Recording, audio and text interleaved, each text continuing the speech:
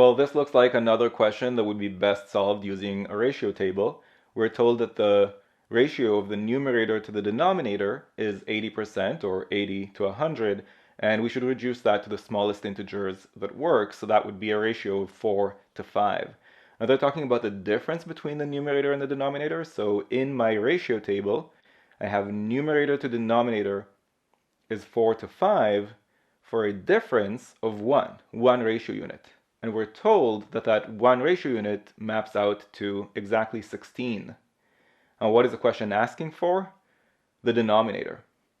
Now for my ratio table, I can see the denominator is exactly 5 times as big as the difference. So the answer should be 5 times 16, which is 80.